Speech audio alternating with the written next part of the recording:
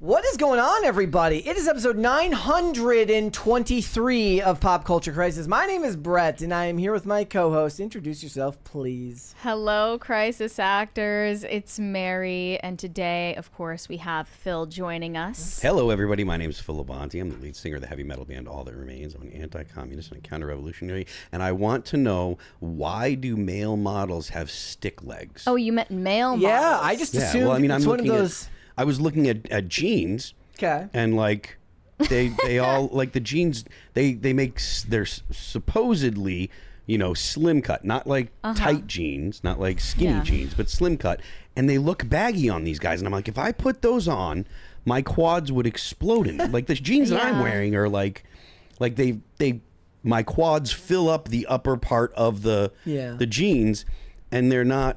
And like these guys and the models, they just look like they literally look like they're wearing baggy clothes, and I don't get it. I've noticed that the definition of skinny jeans for both men and women, but really the men's skinny jeans, has changed over time. And it does just mean like sort of a slim cut instead of skin tight. Yeah, which is Make wrong. skinny jeans again. Yeah, skinny jeans are a thing. They're called skinny because they are actually skinny, not because they are just a little on the slim side. So true. Yeah. And it needed to be said. There's a certain level of bias there, because I was like, he said like, why are models' legs so skinny? And I just immediately thought he meant women. Well, yeah, most models are female, right? Guys, most of the models that you care about, at least. I feel like we should air out our trauma right now. Okay, go for it. Are you ready? Yep. You really feel like emotionally prepared for this? I guess. All right, so we were doing a sound check before the show, and it doesn't matter that I'm telling you about it now because it's not accessible to you anymore, but on Rumble, you guys might have heard us doing this sound check, and Phil started it. He said, "Black people." And then I followed it up and I said, "Black people and brown bodies." And Mary feels guilty.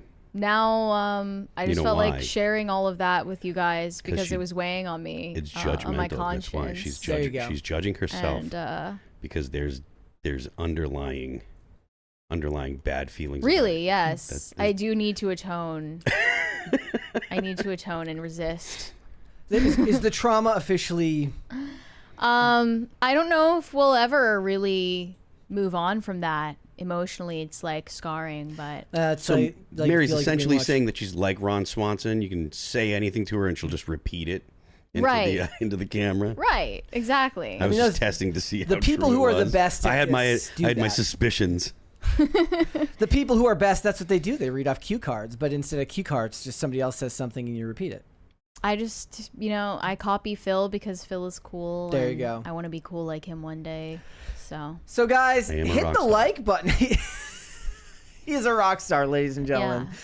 Hit the like button on this video. Subscribe to the channel if you're new here and you have not subscribed here yet already. Please and thank you. Remember to share this channel and this episode with your friends, your family, your loved ones, people in your life that you both love and hate with equal measure. The more people that you share it with, the faster that this channel can grow. And like we hit a wall as far as subscriber growth on YouTube, and now it's starting to, we've got some more subs coming back in. We want more people to join us here. We want more people to check these shows out live. We've been growing on Rumble. We've passed 14,000 subscribers, which is pretty good considering we just started very, very recently. We didn't have a Rumble channel for the majority of the time we were running this show. So thank you guys so much for joining us over there. You should join us on YouTube as well. So what are we getting into today? I'm sorry. We missed a $20 super chat from Shane H. Wilder that was sent before we started.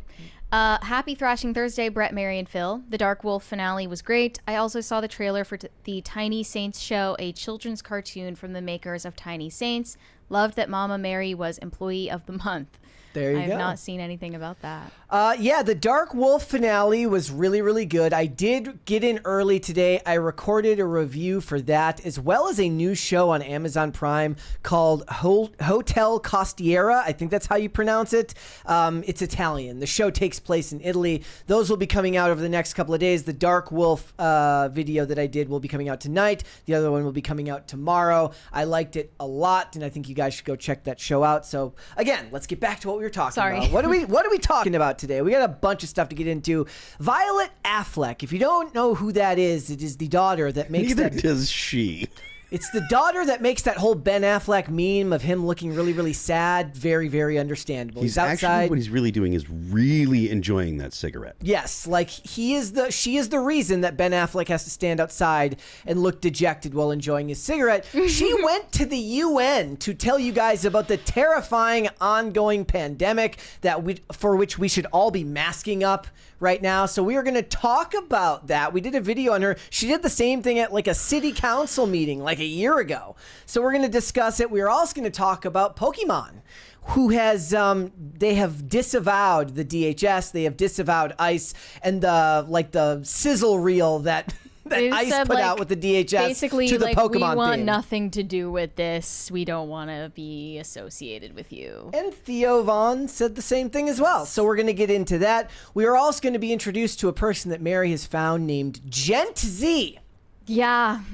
Gent Z, not Gen Z, Gent Z. Like gentleman or gentleman? Not the music term, but I was gentleman. kind of excited. He is teaching Gen Z men how to be masculine again. Yeah. I guess for the first time. Like old school, traditional masculinity, thinking cigars, whiskey. Cigars are actually that kind type of thing. Like cigars are kind of actually baller. Like, I mean, I don't disagree. I think that there's a little bit of a LARP to it all, but that doesn't mean I think he's, doing a bad thing by sharing this content. I just have questions, okay? She's got questions. I have many questions to answer here. We are going to talk about that. We got a bunch of other stuff to get into. If everybody here is ready, we can go. Mary, are you ready? Yeah, let's go. Phil, are you ready? let's go. Go for it. Rumors are spreading about which artist is going to book the 2026 Super Bowl halftime show. Metallica. And it's not Metallica. We don't know yet, but there was a false rumor reported that Adele was officially announced as the headliner. That was not true. That was from a parody account, but she is, according to Page 6, still in talks to play the halftime show. I was thinking it would definitely be Taylor Swift because it's all part of her master plan and she's a witch and is into numerology, so it just makes sense that it would be Taylor Swift, but we have yet to find out. And it reminds me of this ongoing conversation about live entertainment and whether it really has a place in the future of public life going forward. While entertainment has been diversified so much and so much of it is accessible via your smartphone, especially for younger generations, they don't even really seem to have a desire to see musical acts in person anymore. So another reason for that is not just that Gen Z is like not into the idea of leaving the house. It's also that they don't have much money. There's a $20. There's a 20 from there. ICL. From ICL. Spider problem. I will eat those spiders. Big spider, small spider, brown spider, dumb spider. No more spoodlers. Spiders are yum yum in my tum tum. Call now 1-800-EAT-SPIDERS. What on earth? I have no idea what that means. Is that, are you the same person paying for photos of Spider-Man? Because that would be J. Jonah Jameson. And if so, he must have a side business killing spiders on top of trying to get photos so that he can have Spider-Man arrested. Continue. Well, I was just talking about how broke Gen Z is. Yeah. And it's the fact that concert tickets these days for pretty much anything are prohibitively expensive for young people. So even if they did have an interest in going to concerts, they wouldn't be able to anyway, unless they're living off of their parents and they're able to pay for it that way. But like, think about the average like okay-ish seats at a Taylor Swift show. Probably in the thousands of dollars. If you even want to go at all, it's definitely in the hundreds. And that means you're not even going to see anything other than a Jumbotron. I have ideas about a Taylor Swift concert. I've never been, but I did see Tori Amos back in the day. And it was probably 2,000-3,000 seat place. And it was is that an arena technically or not? No, that would be a theater. Okay. But it was seats. And I mean, it was, when she was playing, it was, 2,000 girls, young girls, just squealing, "Tori, you're pretty. Tori, I love you. Tori, you're pretty." And I'm just like, shut up, because I'm trying to hear Tori Amos sing songs, and all I hear is these children squealing, and I'm like, this is a miserable experience. I have been punched in the face at metal shows and enjoyed the show more than that Tori Amos show, so I imagine a stadium full of Taylor Swift fans. So according, I just went to ChatGPT. The face value original sale price for the Taylor Swift tickets was like $253. At the high end for the Eras tour, again, this is ChatGPT. I'm not clicking the links that it's attaching to. This is from something called TicketLover.com. Says that they were $899 on the high end. Okay, because I've seen some listed for tens of thousands. The resale prices were astronomical. And that's really the problem when it comes to buying tickets for major tours like the Eras tour, is that they all go up for resale and end up costing tens of thousands of dollars. And then you wait until the very, very last minute. And then once the scalpers aren't able to sell those high priced tickets, they drop the prices like hours before the show to sell off whatever they have left. But Michael Rapino, the head of Live Nation, wants to just be able to charge you the resale ticket prices now. Yeah, he was recently speaking at CNBC and Boardroom's Game Plan Conference, and in his speech said that concert tickets are not expensive enough. They need to be more expensive. Look, and he's hanging out with Gwyneth Paltrow. Hot take. He's hanging out with Gwyneth Paltrow. He's like, you know what? Quit being poor. A little backhanded that they mention his net worth in the article here, $997.1 million. Just not quite at the B. But yeah, he says that tickets have been underpriced for a long time. He compared popular concerts to sports games, insinuating that sports fans actually enjoy spending thousands of dollars on tickets. By this logic, concertgoers should embrace higher prices, or at least learn to like it. Music has been underappreciated. In sports, I joke it's like a badge of honor to spend $70,000 for a Knicks courtside seat. They beat me up if we charge $800 for Beyonce. Yep. They then editorialize here. Spending $70,000 on Knicks tickets is only cool if you have $70,000 in disposable income to spend on Knicks tickets. As usual, a millionaire CEO has said something so wildly out of touch that the veil keeping us all periodically shielded from the ever-present threat of late-stage capitalism has thinned once more. See, that's the problem here. Is like I'm the person who wants to be like, you know what? Concerts should be something that everybody can go to and find at some price. And then I hear the term late-stage capitalism. I'm like, never mind. Charge $1 million. I don't even care. But, you see headlines like this, the CEO of Ticketmaster saying that tickets need to be more expensive, and you wonder why Gen Z is full of communists. They just see shit like this that is basically rage bait from billionaires. I mean, that's kind of the argument that I made on IRL one of the last times I was on. There's they're not gonna become weirdo free market. Ian was talking about they're gonna realize that the Fed is the problem. I'm like, they're not gonna know the Fed is the problem. They're just gonna ask an authoritarian government to fix the problem, and then we will end up with more communists than we even have now. You mentioned that Ticketmaster is facing a slew of lawsuits. I mean, so Ticketmaster and Live Nation, they're literally always the only time I ever see their names mentioned is Live Nation is being sued yet again. They're always facing some lawsuit. Right now, there's one between them and the Department of Justice over antitrust lawsuits, the Federal Trade Commission and State's Attorney General over consumer protection and deceptive practices lawsuit, shareholder class action settlement for misleading statements, and ongoing fan and consumer lawsuits regarding Taylor Swift and the Eras tour and what they believe were misrepresented stuff during the pre-sale ticketing for all of that. Literally, you could do whole videos on just all of these lawsuits on their own, but it doesn't paint a good picture for what the public feels about them. And one of the things, remember Biden kept bringing up Ticketmaster during his tenure in office and talking about trying to get the government involved with Ticketmaster's practices. So this is nothing new. Phil, would you say artists have any incentive to push back on this system that's in place? As in to charge more, or do the artists on the putting on these tours have an incentive to push back on the monopoly that Ticketmaster has over their tickets? I mean, there's an incentive, but you're dealing with like a really big company, and it's very hard for artists to do things outside of the rules that these large companies have set up. Can you give a breakdown can you give a breakdown for how the pricing system works? Like who sets the prices? Does the band have input in this? So the bands will set the prices for the ticket. Okay. But there's fees involved with there's all sorts of fees that can be added. You've got tax and Ticketmaster fees or what have you. We try not, for the longest time we tried to make our tickets $20 and below. Mm-hmm. And we were good. We could do that up until about 2020, like 2022. When we came back after COVID, it was like, all right, we can't do a tour for $20 tickets. So I think now we try to keep them $30 and below.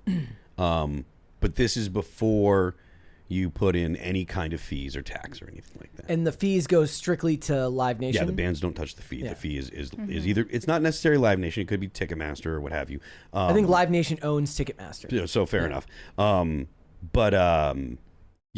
It's not something that like we have any input on. Yeah. We can set the price of our tickets, and really what you end up, it boils down to how big of a production do you want to carry, right? So you're going to have your bus, your crew.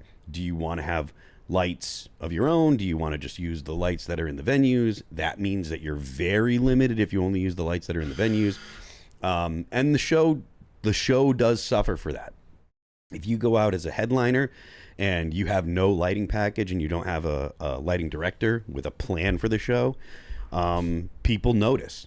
Yeah. Even if they don't know they notice, they notice.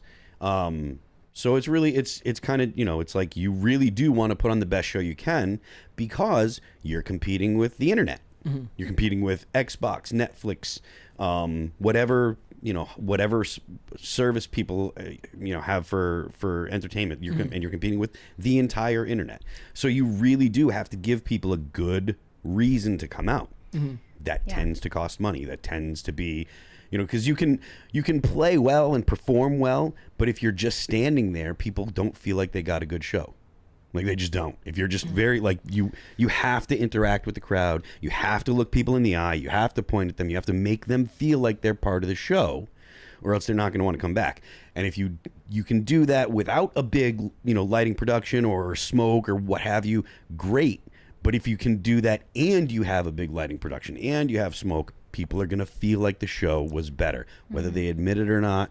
A lot of people are going to say, "Oh no, I don't need to see that." I'm only there for the music. Yeah. You know what that means? They need, Mary. That means they need lore. That's what they need. Ugh. Lots of lore. Look, that's part of the reason they're gonna start charging lore fees. Part of the reason there are so many artists nowadays that come out with like a production that's theatrical is because you have to break through to the audience and you have to convince them that you're worth watching, whether it be, I know you hate them, whether it be a band like Sleep Token or a band like, there's this new band called President where the guy comes out and they're all dressed up in suits and he's got a president's mask on, and it reminds me of the Point Break, the robbers in Point Break, how they all had masks on. Or the movie Dead Presidents. Yeah, okay, there you go.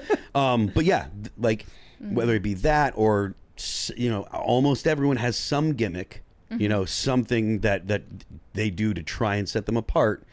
My Chemical Romance's gimmick is now this whole like mock execution thing that they do on their tour, which I find cringy, but I guess their fan base is into it. I did like to see, as people were posting the stuff from Gwar the other day, and they're like, it got community noted to point out that they do those executions of like everybody, and every president. Yes, yeah, it's not.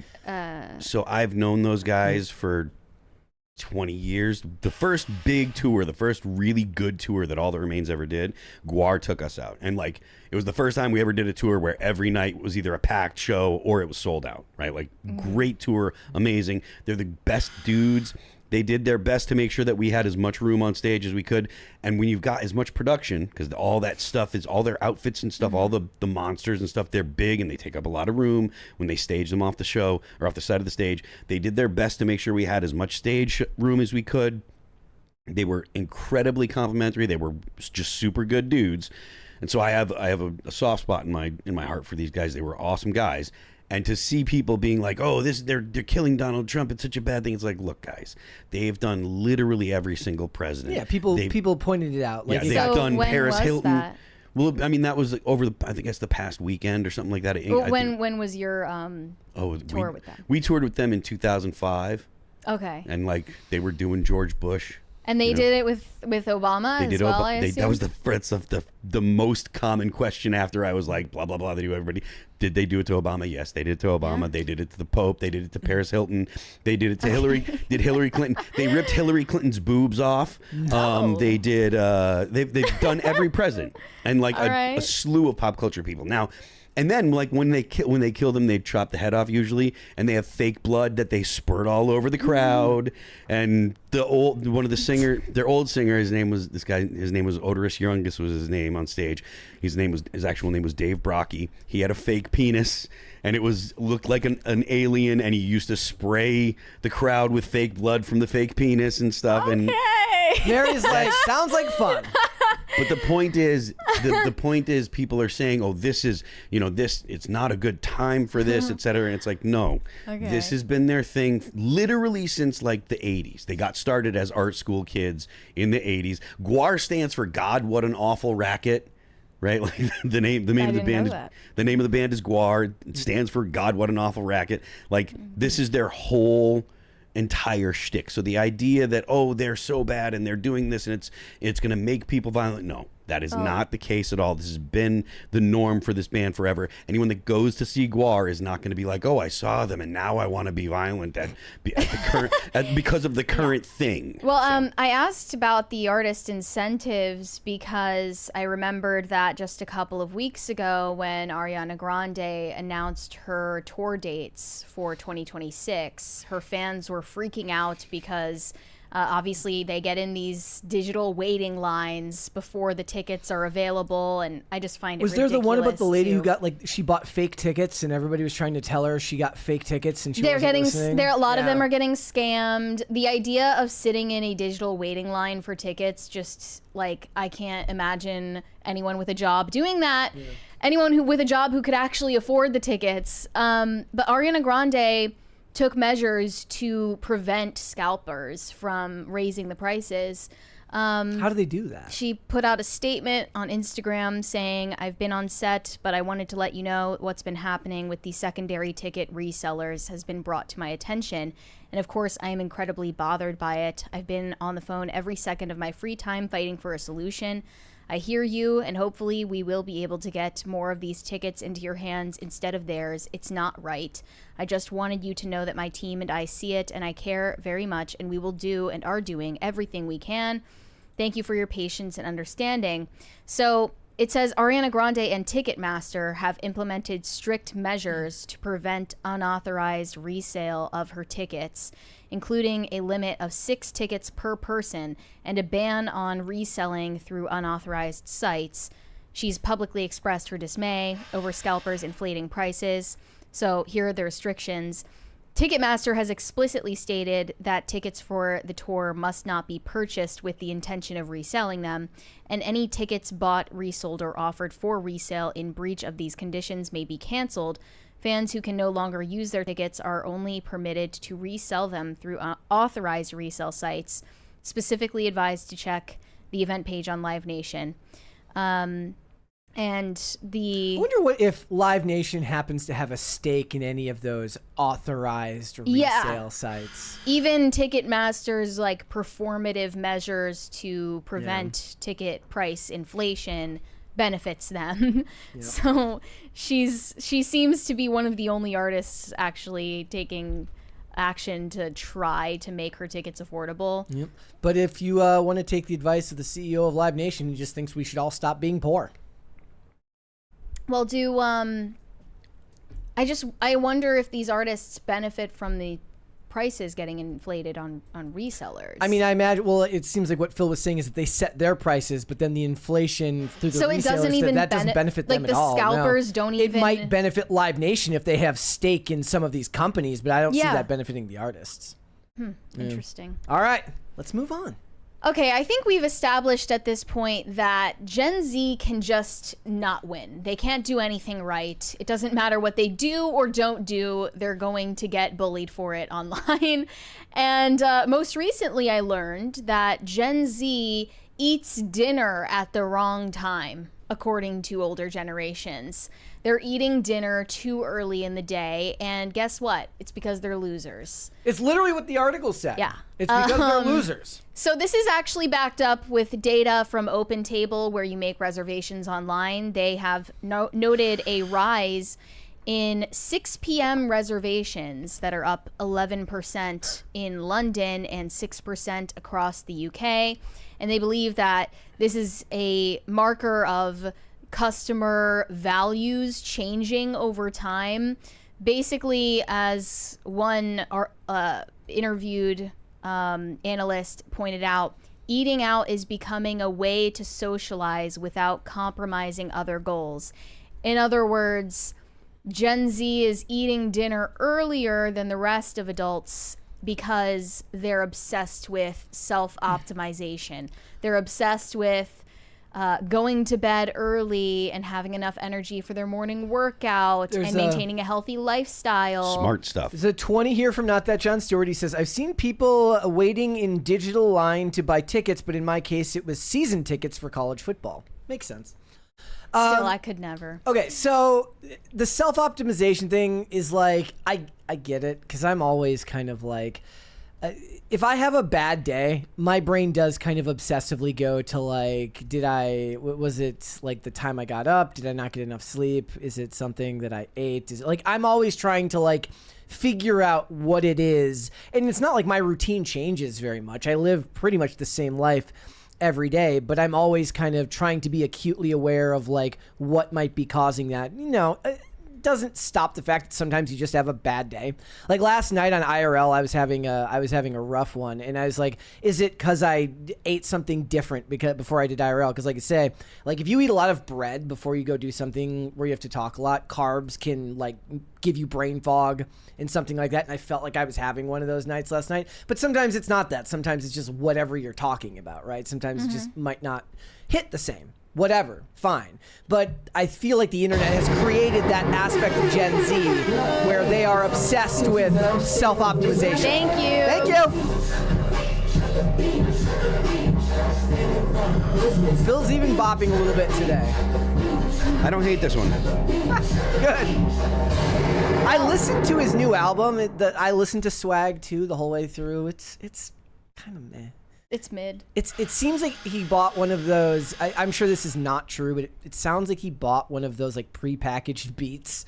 Like there isn't anything distinct about the backing tracks on it the way there are in his previous albums. Well, I would say being sensible and mindful of maintaining a healthy lifestyle and a sustainable lifestyle, that used to come later in life. In your 30s, 40s, not in your 20s, certainly not your early 20s. That wasn't as much of a consideration. So Gen Z, in a way, is kind of acting too grown for their age, in a way that's not really a sign of maturity. It's a sign of more so like a fuddy-duddy attitude. Mm-hmm. Like I think millennials really started this, but Gen Z and millennials. Do you mean like Gen Z and millennials both for years have posted these memes that are like, I love canceling plans and like laying in my bed and having a cup of tea and watching staying home Netflix, and watching Netflix. And yeah, I'm not like the other young people. I was social hate distancing socializing, before it was cool. But it's like, in a way, signaling that you're above socializing and that you are more responsible than your similar-aged peers. There's another 20 from Corey Anderson that I did not see. Oh, let me find that. The only way I would pay more than $40 for concert tickets is if Chris Cornell, Chester Bennington, or Freddie Mercury came back to life. Small shows are the best. I saw Blink-182 and Pierce the Veil last year for $40 a ticket. Pierce the Veil. There you go. Wow, that's surprising because their tickets are really expensive most of the time. I'm not taking responsibility. YouTube froze. That's why I didn't see that 20. They're blaming me. They're like, you missed it. I'm like, I didn't miss it. Take it easy, chat. Be nice. Be nice. This says late diners are on the outs, and the Times argues that early meetings are in. And this is young people reportedly opting for early dinners because they're into like optimizing their lifestyle, which is called hyper optimization. We've become accustomed to prioritizing efficiency and speed over the process and pleasure of the minutia, using HelloFresh to eliminate the need to pop into shops, downing Huels on the go instead of eating proper meals. The way we're socializing has become infected by this mythology of optimization, according to the author of this op-ed, who's calling Gen Z losers. And I agree with that. They also point out in a GQ article earlier this year, they mourned the death of hanging out, observing the rise of regimented catch-ups over meandering, unstructured plans. Catching up is something you can put on a calendar and tick off a list. Hanging out, on the other hand, is harder to define. It might go on longer than planned and end up somewhere different to where it started. And I agree with that. I'm against this trend of Zoomers acting like old people. I think that they need to have more fun and loosen up a bit. Yeah, I agree. And like you mentioned, like the self-optimization was more common for people in their 30s or their 40s. Like that's when you would start doing that. Perhaps that's just a side effect of me becoming... me getting old. So it's more common then, but when you're younger, that's obviously not the path forward usually. And it's that there is a certain level of freedom when you're young where you can just go and do things on a weeknight, like when you've got work the next day, because you feel young enough that you can get up, you can stay up late and then go out and do things. It feels like that energy is gone now. Right. Take advantage of that time. I had that energy. Granted, I painstakingly made sure I never worked jobs that required me to be up early. I did not work more because I'm a night owl by nature anyways. I go to bed at 3 a.m.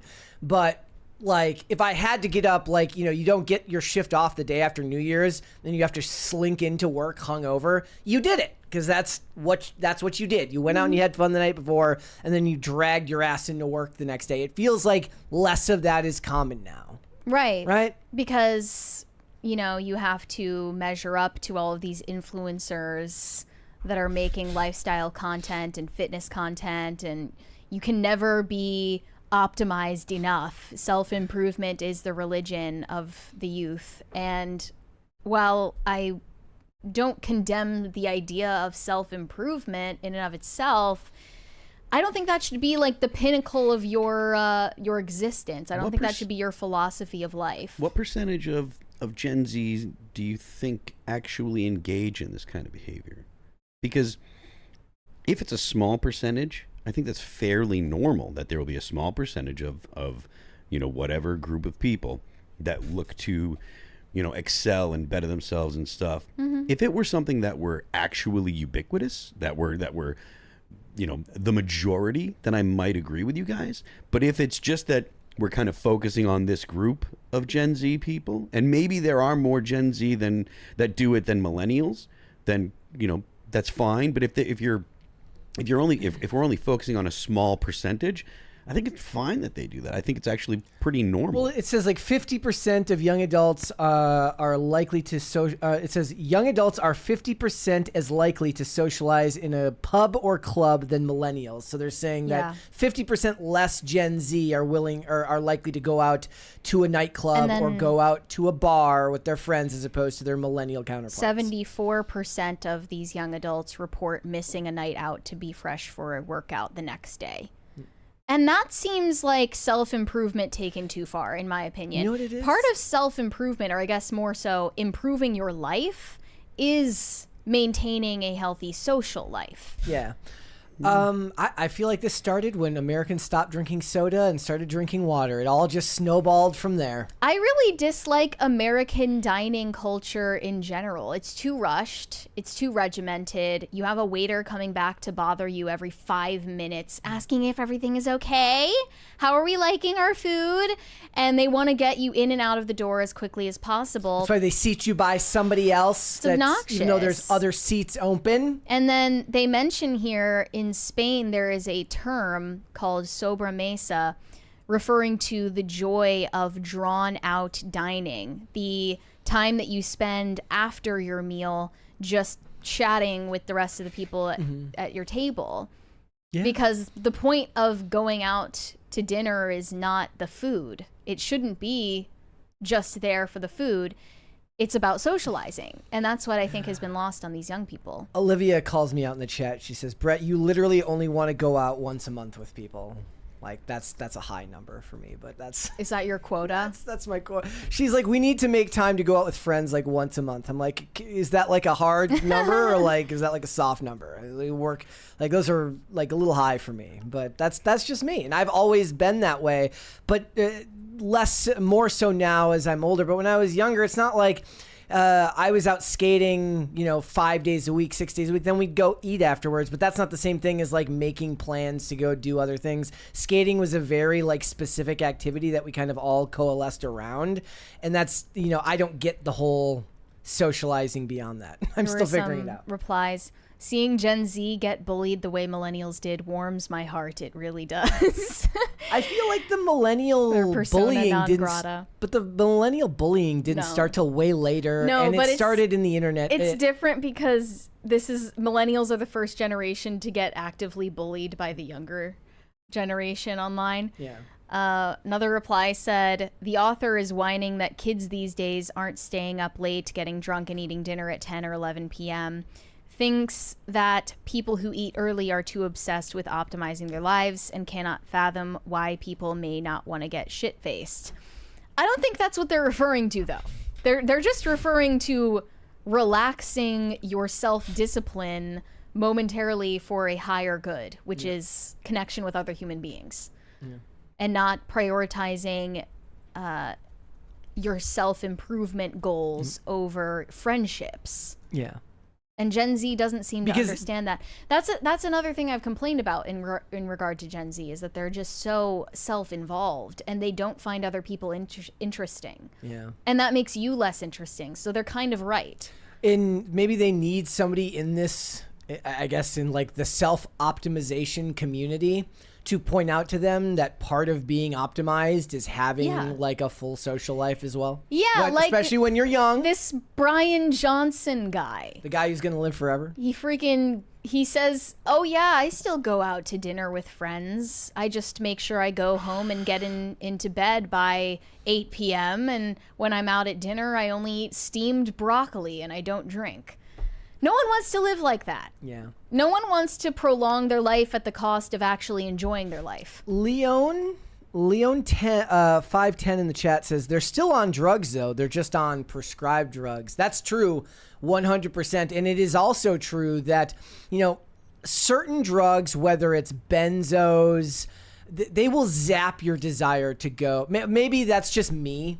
Like maybe it just like those types of things like opiates and benzos. If you are already less than the most social person in the world, they will exacerbate those tendencies you have to the extreme. So it's like, okay, it's like you said, they're going to eat at 6 p.m. It's like 5:30. They just got home from work.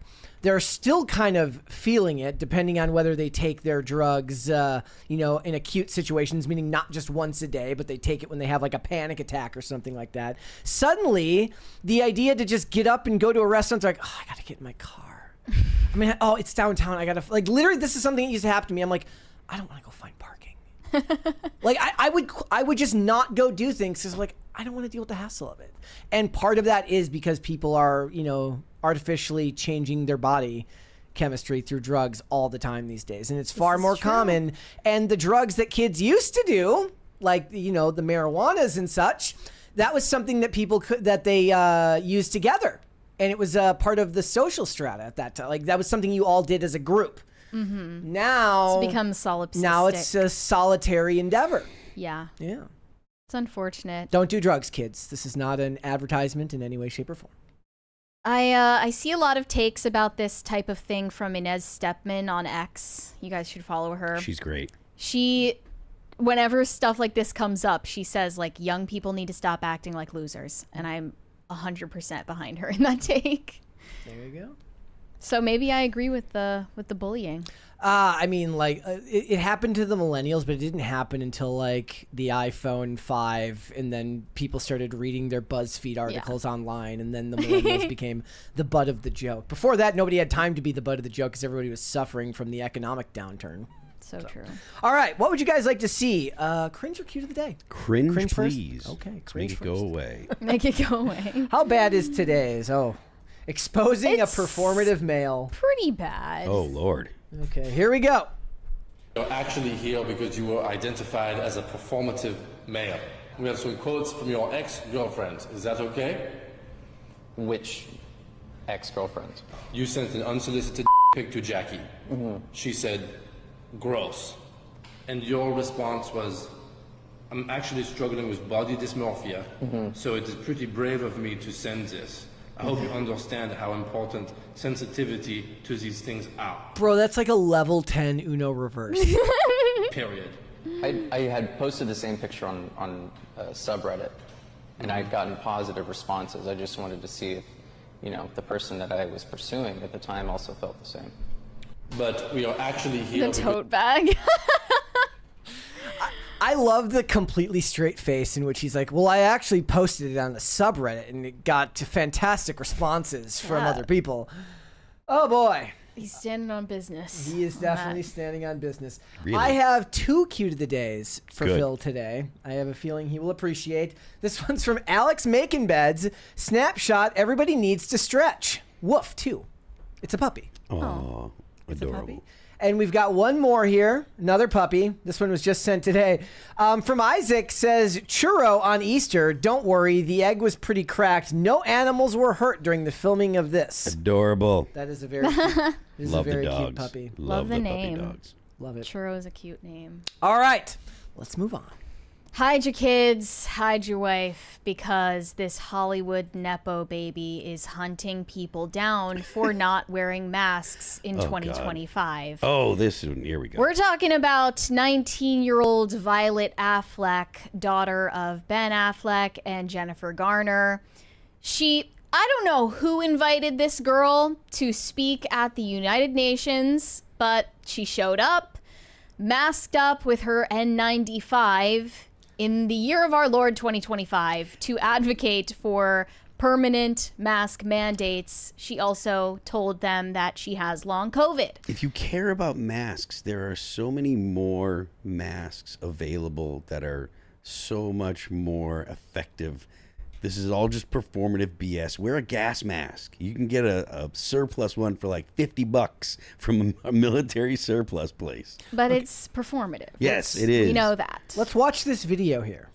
Here's what we know about SARS-CoV-2. It is airborne, floating and lingering in the air. One infection can result in disabling damage to You can just hear the anxiety in her voice. It's she's insane. suffocating. almost every cell in the body, from the brain and heart to the nerves and blood vessels. Every subsequent infection increases the risk of long COVID and places people who already have it in greater danger.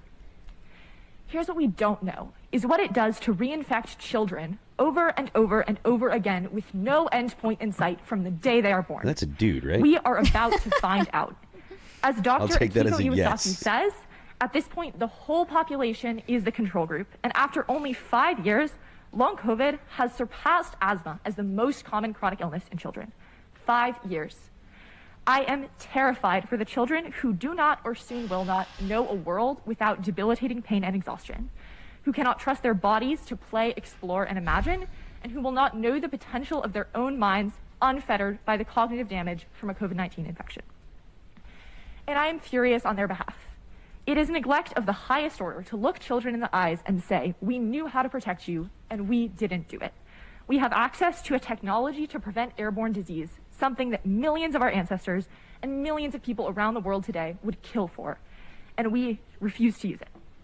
And I shudder to think of where we will be in another 5 years of unmitigated infection and reinfection. Okay. This was at an event called Healthy Indoor Air, a global call to action.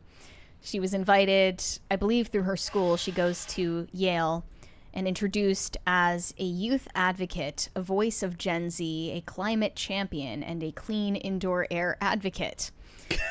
And you guys might recall that just earlier this year, she wrote a paper as a Yale student talking about her conversations with her mother, Jennifer Garner, as the LA wildfires were still going. She basically shamed her mother for not blaming the fires on climate change, and also her younger brother. And you guys also might recall that last year, Violet Affleck addressed the LA City Council about prolonging mask mandates. I noticed that she slowed down her rate of speech, but it's still so manic sounding. I don't know if it's because she's trapped in the mask and it's hard to breathe, but it just radiates Because she's hysterical. anxiety and hysteria, and I feel honestly horrible for her because she can't snap herself out of it. And if in the year of our Lord 2025 you are still doing that, I don't know if there's any hope for you. I mean, maybe we can get her and Taylor Lorenz to some type of like mask rehab group. They need to be institutionalized. I don't know. They need to be institutionalized.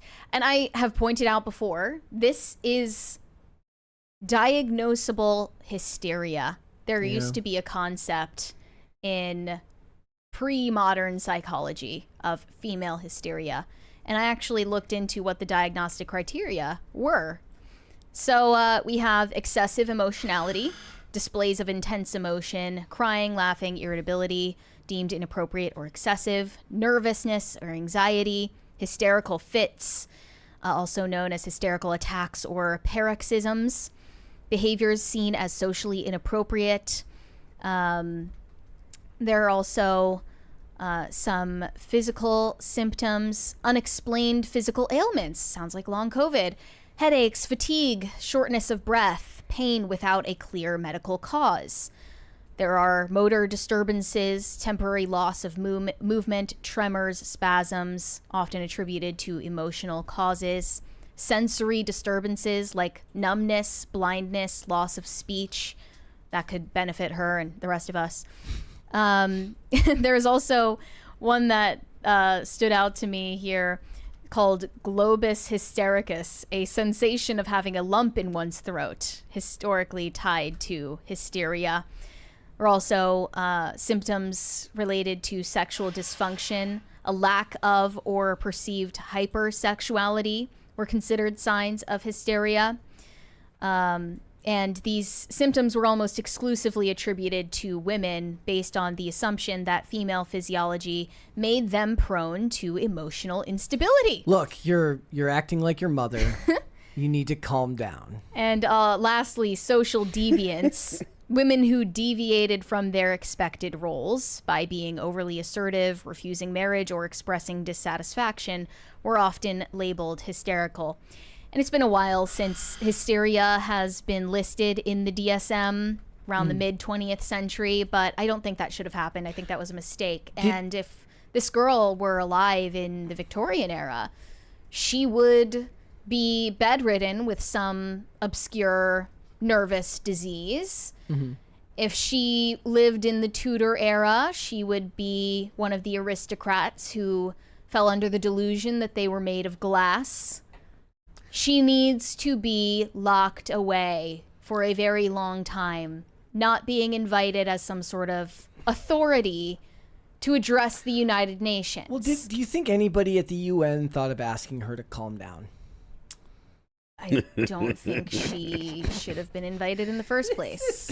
Also, I want to know why nobody at the UN was doing their job and asking her what Ben Affleck's thoughts on the Snyder cut were, because I really wanted to know if he talked about it at home. Yeah, like, when is there going to be the Affleck movie? Yeah, that's what I want. I really want to hear what her thoughts are on how her dad was treated, you know, in the post-Snyder era over at Warner Brothers. They had all this time to ask her, and none of them thought of doing their damn job. Actual important questions. Important questions that society could actually benefit from, and we're over here talking about, what, climate change and long COVID.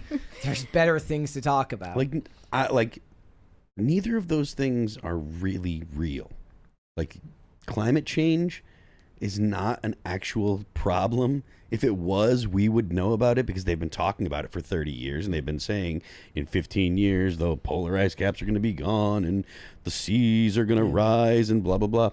None of that's happened. I miss when the ozone layer was the thing that everybody cared about. Remember that? Yeah, I mean, even that was before my time, but like, you know. To fix that, all they had to do was use a different brand of hairspray. Yeah. I'll quote Sean McElwee. All of the Zoomers that work for me are bisexual, and all of them have long COVID. I'll believe long COVID is real when someone who is not bisexual has it. That's good. I like that. So long COVID is just the manifestation of, you know, they're like, look, I need to be unique and special in some way, therefore I must be, you know, sick. Isn't it weird how long COVID disproportionately affects a subset of one demographic who all share the same personality? Shocking. She has Munchausen's. And I might even argue she has Munchausen's by proxy, because there's no way this girl would be so mentally disturbed if it weren't for her Hollywood parents, both Ben Affleck and Jennifer Garner. I mean, you need only look at her younger sister, who believes that she is non-binary and goes by the name Finn, and her friend, Jennifer Lopez's daughter, who also happens to believe that she is non-binary. And look here at Jennifer Garner. This was from back in Pride Month. She's decorating a bunch of trees in rainbow ribbon. Idiot. She is an idiot. That doesn't mean she's not a nice person. Yeah, but she is an idiot. Sublimated good, a good heart that's been sublimated to a bunch of other things, because there is no challenge for her in a life that has been so blessed with fortune and abundance. Joel Berry pointed out Jennifer Garner seems like one of the sweetest people in the world, and a perfect example of how women untethered from truth can have their empathy hijacked for wicked, harmful purposes. I mean, I remember the video of her. It was like her giving her shoes, the shoes off her feet to a homeless person. That's performative as hell. Well, I mean, that was the whole thing, right? Is she had these videos where she would make pre-planned sandwiches and food for homeless people. Look, a lot of people say that's better than giving them money. I'm the one who gives them money, knowing full well what they're going to do with it. You know, she's got the time, she's got the emotionality, and this is what she does with it. But I would still say I'd rather be around that than whatever Violet Affleck is doing, who's going to, like, get in my face and pant while telling me to wear a mask. Yeah, I just thought this was a funny mention. Meghan McCain slammed Ben Affleck's daughter, Violet, over her UN speech, saying, "This is why people hate Nepo babies," says the daughter of Senator John McCain. Yeah. But I mean, she's right. You're giving the Nepo babies a bad name. Yeah. You're tarnishing the reputation of us Nepo babies. I just I mean, Meghan McCain is a well-accomplished and kind, seemingly sane person. So I wonder if Violet Affleck will eventually start a podcast, but she'll have to do it in isolation so she can take the mask off, or maybe get a microphone that will go in the mask. Well, that's what white dudes do, right? Yeah. Violet Affleck isn't trans.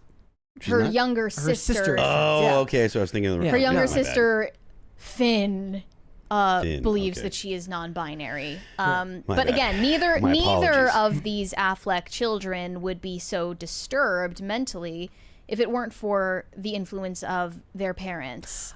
I am looking forward to the upcoming Ben Affleck and Matt Damon movie, The Rip, on Netflix, though. So that's going to be great. I'm sure the money will go to a good cause at home so that he can fund more long COVID research. How about not paying for her tuition at Yale? Yeah. That would do her a lot of benefit. And she would also benefit from some time at a nice facility with finger painting activities, maybe some macaroni arts and crafts, nice walks outside, no masks.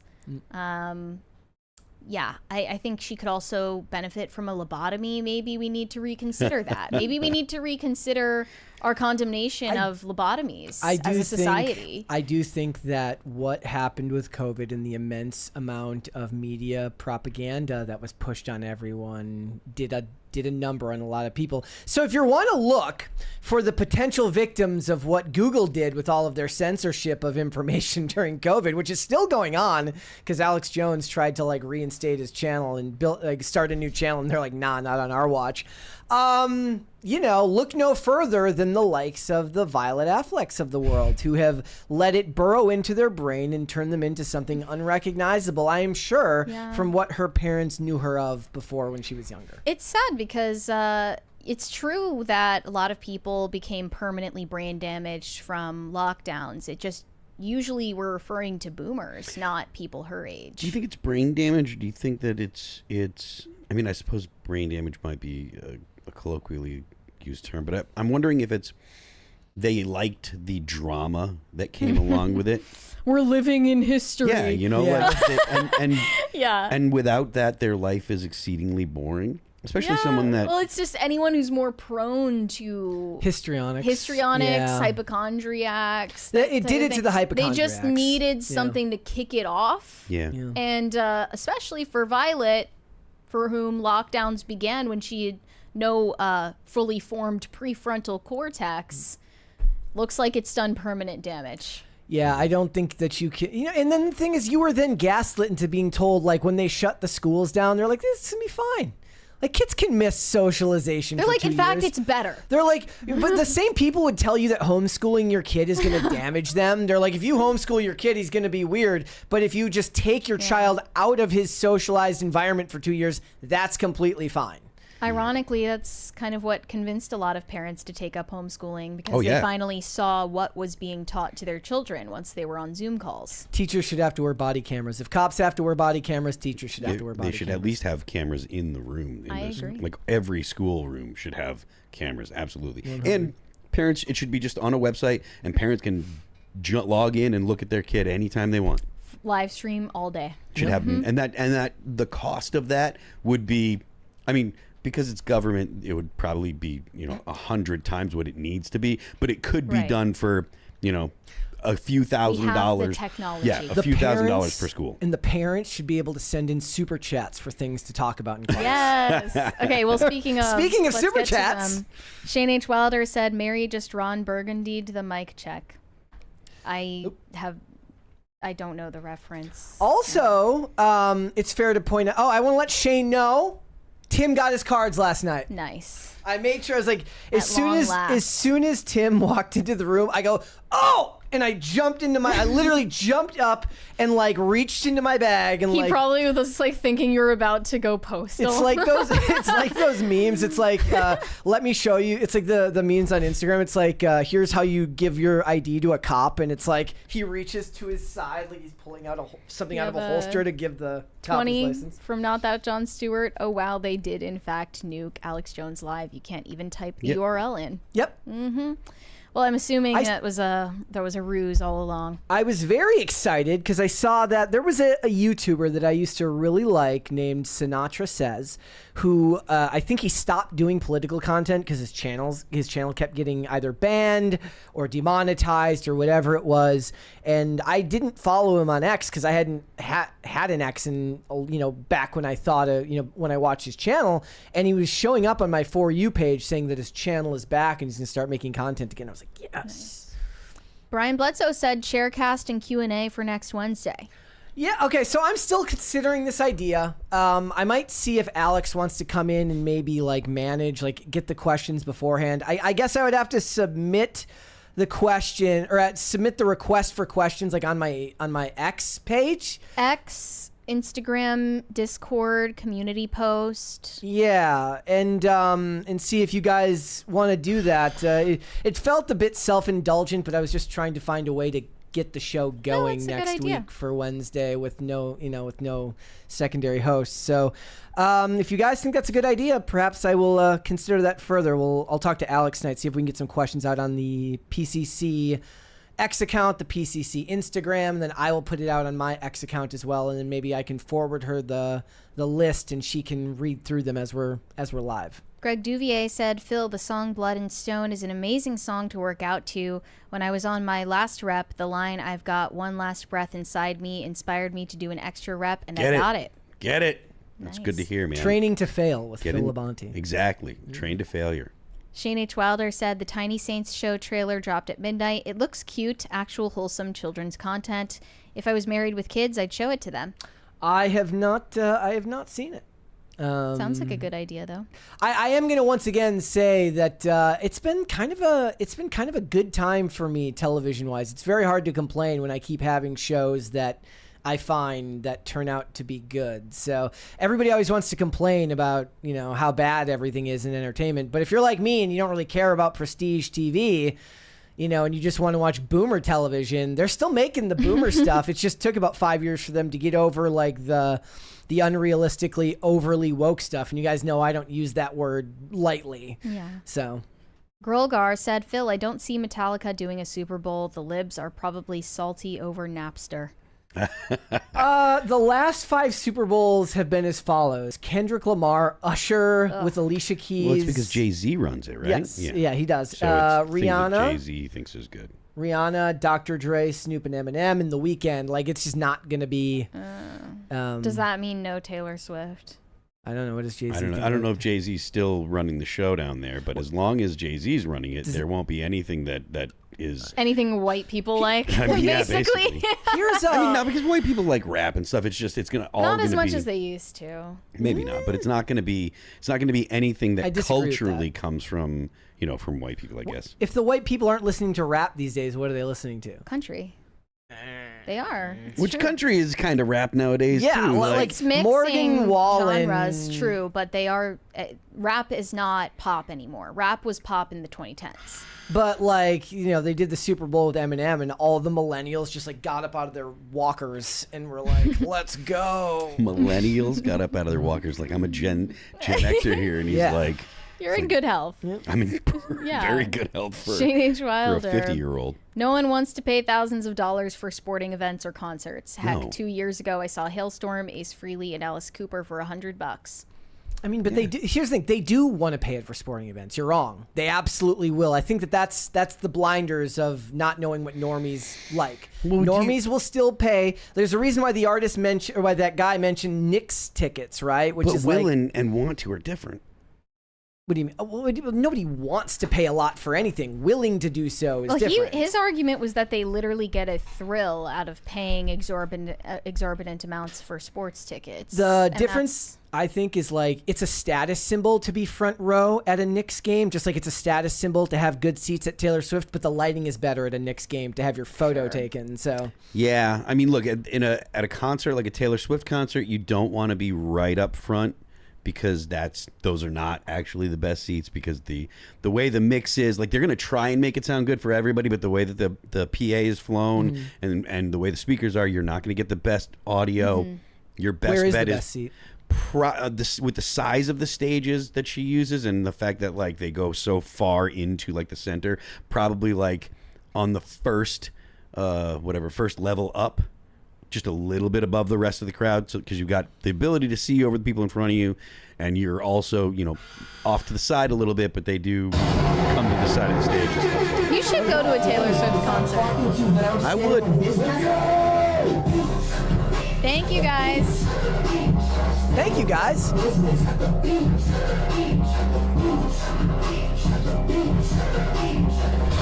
All right, let's hold off on the rest. Let's come back. Well, we'll wait until the money guns go off. Yeah, the other day we started a topic while it was blinking. Terrible. We'll stop. Hold on. Any second now. It's going and going and There going it and is. going. Okay, we're All right. safe. Okay, so a few days ago, the official X page for the Department of Homeland Security posted a hype reel for all of the deportation arrests that they are making in the first, I believe, 8 months of the administration. And they reported their numbers of deportations and arrests. And they used material from the Pokemon theme song to present this information in a meme fashion. We'll show you what they posted. We're going to get copyrighted. I want to be the very best, like no one ever was. I'm sorry, the fact that somebody had to download like the font pack to get the Pokemon, like somebody at DHS had to download a Pokemon font. Maybe it's in After Effects Maybe already. somebody at DHS already had. That's even better. Okay, continue. To catch them The person that came up with the idea was like, I have this great idea. my cause. The 60 frames a second slow-mo of the cop. I will travel across the land, searching far and wide. Each Pokemon to understand the power that's inside. Pokemon, gotta catch 'em all. It's you and me. You gotta catch them all. You do. I know it's my destiny. Pokemon, oh, you're my best friend. In a world we must defend. Pokemon, gotta catch 'em all. Our hearts so true. Our courage will pull us through. You teach me and I'll teach you. Pokemon, gotta catch 'em all. Gotta catch 'em all. Pokemon. Okay. They also posted another hype reel that featured a video of Theo Von. I believe they have taken it down. Yes, they have. Yeah. Because He Theo was Von... like, you're going to get me killed, bro. And he's right. Like Yeah, in the what- clip of Theo Von, he is saying if you got deported, what did he say? If you're an illegal immigrant who got deported, bye. Yeah.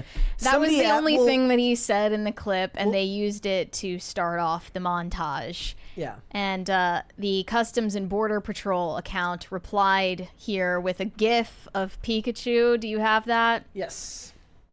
They're There it is. leaning into the meme and say this is Border Patrol's newest recruit. So Theo Von responded to the one that used his likeness, and he has since deleted his tweet as well, but I have the screenshot here. Yo, DHS, I didn't approve to be used in this. I know you know my address, so send a check. And please take this down, and please keep me out of your banger deportation videos. When it comes to immigration, my thoughts and heart are a lot more nuanced than this video allows. Bye! He said nuanced, which means I actually do think people should get deported, but I can't say it like that, so I have to be careful because I don't want to get shot.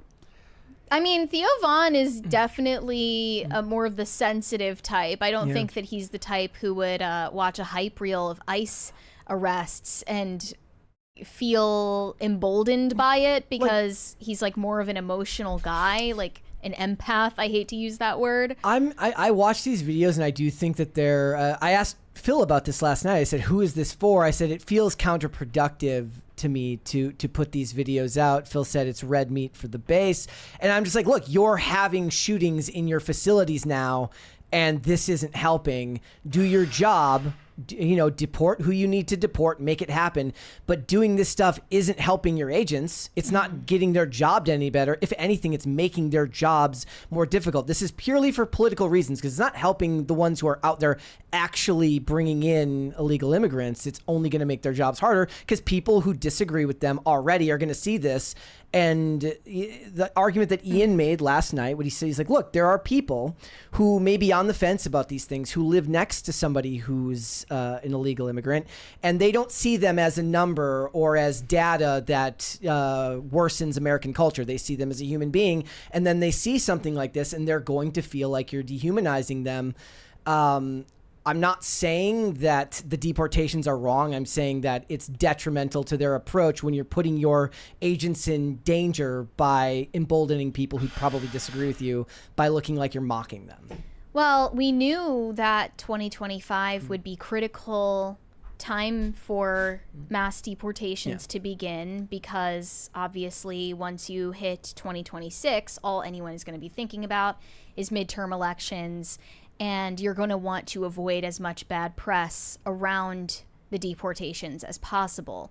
And that's when it would really ramp up, trying to reignite the kids in cages furor of 2018. Yeah, that was you right. know, and you're probably right. So too, they're adding to the negative press before it's even gonna happen on its own. Maybe it's kind of a casualty of Trump's approach to politics, which is like you said, the kids in cages fervor of 2018, which of course anybody who did any level of research would know that that's not what you were seeing, and that this existed long before Trump took office. It's like at a certain point, Trump just has to accept that they're going to see him the way that they're going to see him. So he's going to act brash. He's not going to give them an inch, and he's not going to capitulate.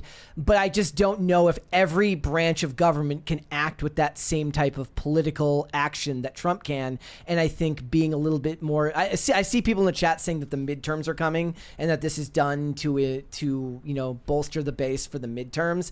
I don't know about all that, but I have my critiques of the process of putting a childish light on it by putting Ash Ketchum catching Pokemon. Pokemon has also since issued a statement slightly disavowing, mostly distancing themselves from the DHS post. They said, "We are aware of a recent video posted by the Department of Homeland Security that includes imagery and language associated with our brand. Our company was not involved in the creation or distribution of this content, and permission was not granted for the use of our intellectual property." Although there was no overt threat of legal action here. That was surprising. If this had gone up, I guess they can't put it on. Does DHS and ICE have like their own YouTube channels where they just post all their hype reels? Because if they do, that's insane. But it would get copyright. Like literally, we're going to have to cut this out of the segment, or at least out of the live show tonight, because it's going to get copyrighted because of the music. TMZ said it's unclear if the head honchos at Pokemon are considering legal options here. Sometimes lawsuits are involved. This is all the company has said for now. And Theo Vaughn had a right to come. Like, he's like, look, people are getting shot at. Like, literally the day after he made that comment, and people were criticizing Theo Vaughn for, like, I guess what they feel like bending the knee. And they're like, why would you even say this? You should have just stayed quiet. Well, no, because the very next day, people are shooting inside ICE facilities. Right. He doesn't want to become the face of deportations. That's insane. Not a good time to be putting someone on blast like that. Politically, the climate is dangerous for people with large followings on social media, like in general. Even though Theo Vaughn is not all that political of a person, he does talk to political voices. He talks to JD Vance on his podcast. He talks to Jordan Peterson and any number of people across the political spectrum. But he's definitely in character when he's doing it, right? Like, he's definitely, like, obviously don't know Theo Vaughn in real life, but, he's making light of the situation. He's making jokes. So it's not like he's trying to be some deep philosophical commentator. He's making jokes with the guys. Yeah. So, I mean... I saw somebody said, like, Theo Vaughn just agrees with whoever's on his podcast. It doesn't matter what they believe. I'm like, that sounds like the greatest job ever. Like, I want the job where they're like, why didn't you push back on him? No, I want the job where they're like, good job not pushing back on him. That's awesome. Yeah. Also, I mean, I guess if he has a persona, part of the persona is underselling his intellect and playing dumb just a bit. Yeah. Because he's clearly a smart person. You don't get to that level of success with at least having some business acumen. You're also, in order to be funny, you have to be relatively intelligent. So he's more intelligent than a lot of people seem to realize. And Harry Sisson commented on this, saying Theo Vaughn called out Trump and ICE for using a video of him without his consent. Trump's immigration policy is so awful that they have to use videos of people without their knowledge to garner support. Messed up. I mean, I don't think it says anything about whether Trump's immigration policies garner support from something like this. I think there's already a clear mandate that what people wanted when they elected Donald Trump, one of the big things that they wanted was, mass deportations and to curb the illegal immigration in this country. Right. So, and I'm sure that if Theo Von actually elaborated on his thoughts on immigration, he would be more on the side of the Trump administration than Biden. all right. Let's move on. Tyler Fowler said, reporting from work as usual. Phil, have you thought of doing more covers like The Thunder Rolls? Your version of that song is awesome. Long live the Gongo. Thank you. There is something that we're working on that's kind of in the similar vein. Good call. Okay. Rusty the Reckless Optimist said, I saw Guar with Hatebreed in 2017. It was one of the most fun shows I've ever seen. There you go. Great band. Tons of fun. Shane H. Wilder said, MCR stole the guillotine from Alice Cooper, except it was always Alice in the guillotine and the straitjacket. Yeah. MCR's whole like mock execution thing, though, they execute an anonymous politician in a suit. It's not a specific person, which is probably a calculated decision on their part. Yes, absolutely. Slavic McGoth said, shout out to the band Belushi Speedball. What is that? Is that an actual band? Is that real? Is that what Belushi died of? I don't know. I used exactly. to, fun fact, I used to actually keep up with the Speedball Wikipedia page because it would list all of the celebrities who have died via Speedball. Okay. Yeah, that was one of my more morbid Wikipedia. My Wikipedia Does that tabs still are exist? my Wikipedia tabs are kind of messed. So Dingus Khan of Gongolia said, Brett, is call lunch dinner just a Minnesota thing like OPE or UFDA? I don't know what I don't know what you mean. Is OPE just saying like Midwestern people like bump into each other and say OPE? Yep, I do that. Oh, But I don't know about UFDA. oofta. What is that? And it's just like, ugh. Oofta. I mean, I don't do that. That seems more That's a thing. stereotypical. I think you're kind of one-dimensioning us Minnesotans, but I I'm mean, anti-early dinner. my family ate dinner so early. We ate dinner at 5. That's crazy. 5 p.m. Like, because my dad worked like 7 to 4, so he'd come home and want to eat. So we'd eat at 5. I don't like that. Yeah. I eat dinner at 8 every day. Pretty much every day. Yeah. I'm always happier when I get like as long of a day as like, you know, Wednesdays are when you do this show and then you have to hang out here and then go do IRL. I get home and I'm like, wow, I got a whole night of not snacking out of it. So I also don't have a concept of 3 square meals a day because I my eat plates are all round. 1 meal a day. I'm an OMAD person. Let's do one more. Shane H. Wilder said, Gen Z just trying to get the early bird special like the old timers. They're just trying to save money in this economy. I don't know about that. Like, can we get another article from somebody like Gen Zs are going to matinees because they're losers? They're going to watch movies at noon because they're losers. If it's on a weekday, yes. If it's on Sunday, that's It's okay. fine. Yeah, All right. They get a pass on a weekend. Well, let's hold off for the rest. Let's come back. I recently came across this influencer named James Lawley, who goes by James Gent Z, Gent short for gentleman. His whole brand is about teaching other Gen Z men how to model their masculinity after stars of the past, such as Cary Grant or Sean Connery. You can go down the list of examples. He makes videos about fashion for men, about drinking whiskey and smoking cigars, and generally having an approach to life that's slower paced. And he does sort of affiliate himself with the right, but in an implicit way.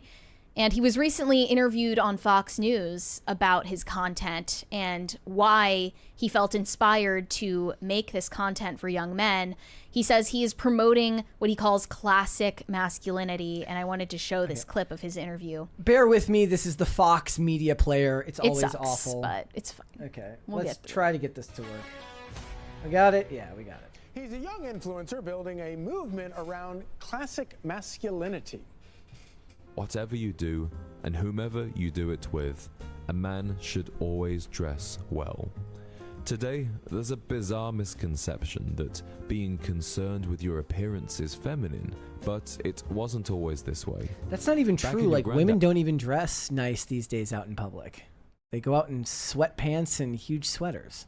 Well, he's talking about men's fashion. All right, hold on. So one. Oh, You gosh, started it's a the new frickin' video. Yeah. There we go. As a man. Looking your best was an essential part of taking pride in yourself as a man. It's time we brought those standards back. All right, James Lawley, aka Gent Z, is gaining a massive following on social media, offering advice to young men on dress etiquette and more. And he joins us live on the couch. James, this is awesome. So your role model, I understand, are people like Cary Grant and Sean Connery. Back when men dressed masculine and really were taking it seriously. Tell us about why you started doing this. Absolutely. I think at that time, I didn't see anybody that was my age talking about the importance of dressing well or treating others with respect. At the same time, you've got people like Andrew Tate telling young men that it's all about how aggressive you are, how much money you make, how big your muscles are. So I looked to these older role models and thought, these guys were really onto something. Maybe we should bring that back for today's time. You know, one of the interesting misconceptions about people dressing is the idea that you dress for yourself. Maybe there's some degree of that, but it's also a form of manners. Yeah. To dress. You dress for other people. Explain that. Absolutely. I would say it's a form of respect. Wherever you're going, whether you're going to the grocery store, going to work, going to church, you're communicating a message of how important the other people are to you. When it's a wedding or a funeral, we all understand that you wear a suit, you wear a tie to show respect. Right. Why don't you do that with everything else that you do? All right, so if you have 3 quick tips for people watching, or maybe parents who have younger kids are trying to get dressed to respect everyone else, what would they be? Absolutely. Obviously, follow you. Follow me. 2 more. Start wearing maybe a polo shirt or just a button-down shirt instead of your t-shirt. Take your clothes to a tailor, $10 a piece. They'll get them looking great, fitting really well. And then start clean shaving in the morning with a nice, proper, double-edged razor. All right. Yeah, we need some tips on that, too. Yeah, James. Caution. So I also took a look at his profile, and he has some videos like captioned where he's like staring off into the distance with a martini in his hand or something. In a world of White Claws, be an old-fashioned. Boys have dreams. Gentlemen make plans. In a world full of Andrew Tates, be a Cary Grant. Boys send dick pics. Gentlemen write love letters. I thought you can see like gentlemen like draw a picture of it and send it. Like they watercolor paint one and so he's got some points. Like I don't know that you need to always wear a polo shirt, but there's a time and place for everything. But it is worth saying, look, don't always go outside in your pajamas. Right? Like if you are wearing clothes that you will go to bed in, you should change before you leave the house. Take a shower. Maybe you don't have to shave every day. Sometimes scruff is fine, or you have a beard like I do, but it does help to, make sure that you look presentable. But you don't have to be. I feel like there's a little bit of putting on airs with what he's doing, as opposed to just. I read that too. As opposed to just being like, I am a well-groomed, clean adult male. There's a little bit of. How old is this kid? He's 27. Mary has some contention with that. I don't believe it, but that's what he claims to be. 27. He's a little old. He might be younger than 27. Is kind of the gist that I get, because there's a little bit of like make-believe adult going on, and it's like it's a little bit LARPy. Yeah, a little LARPy, which honestly I prefer someone to LARP as an adult and put the effort in to someone that LARPs as, a crypto bro that hasn't found the right coin yet, so he walks around in Crocs and pajamas all the time. So I mean, I think I like the point that he's making, and I think I get where he's coming from, but I think that he's laying it on a little thicker than he needs to. And this, again, coming from a 50-year-old man. Well, I agree with you, and that's a charitable but true way of putting it. It is charitable. It is intended to be charitable as well. He has 377,000 followers on Instagram currently, so I think something he's doing is working, but I agree that there's a performative aspect to it that rubs people the wrong way, including what I took from this one video he posted a while back.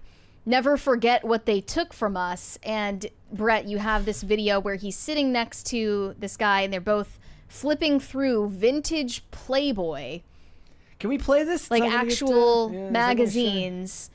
And I'm like, okay, you lost me with this one. Like, there's nothing classically masculine or classy at all about Playboy. That's ridiculous.